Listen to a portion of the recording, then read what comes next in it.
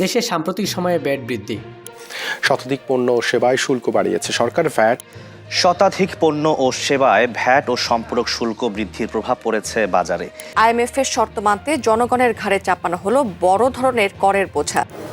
বাজারে স্পষ্ট হয়েছে শুল্ক বৃদ্ধির নেতিবাচক প্রভাব।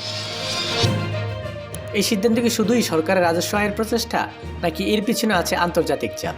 আজকের ভিডিওতে আমরা ইনডেপথ আলোচনা করার চেষ্টা করব। IMF এর শর্ত আর সরকার নেওয়া পদক্ষেপগুলোর পিছনে আসল মূল রহস্যগুলো কি? 1 জানুয়ারি 2025 সূত্র জানায়, ঋণ দিতে IMF বাংলাদেশের কর জিডিপি অনুপাত 0.2% বাড়ানোর শর্ত দিয়েছে। টাকার অঙ্কে প্রায় 12,000 কোটি টাকা।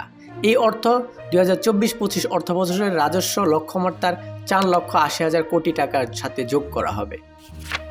এই তালিকায় উল্লেখযোগ্য পণ্যগুলো হলো জীবন রক্ষাকারী ঔষধ, LP গ্যাস, গুঁড়ো দুধ, বিস্কিট, আচার, টমেটো, কেশাস sauce, cigarette, juice, tissue paper, ফলমূল, সাবান, ডিটারজেন্ট পাউডার, মিষ্টি, চম্পল, বিমান টিকিট ইত্যাদি। ভ্যাট বাড়ানোর কারণে এসব পণ্য ও সেবার দাম বাড়ার আশঙ্কা রয়েছে, যা মূল্যস্ফীতি উস্কে দিয়ে সাধারণ মানুষের কষ্ট বাড়াবে বলে মনে হচ্ছে। বাংলাদেশে ভ্যাট বা মূল্য সংযোজন কর ভ্যাট বৃদ্ধির পিছনে বেশ কিছু কারণ থাকতে পারে, যার মধ্যে আন্তর্জাতিক মুদ্রা তহবিলের IMF এর শর্ত একটি গুরুত্বপূর্ণ ভূমিকা পালন করে। IMF শর্ত ঋণ দেওয়ার সময় দেশগুলোর অর্থনৈতিক সংস্কার এবং আর্থিক স্থিতিশীলতার জন্য কিছু শর্ত জুড়ে দেয়। বাংলাদেশের ক্ষেত্রে নিম্নলিখিত কারণগুলো ভ্যাট বৃদ্ধির সিদ্ধান্তের পিছনে থাকতে পারে। নাম্বার 1, আর্থিক ঘাটতি পূরণ।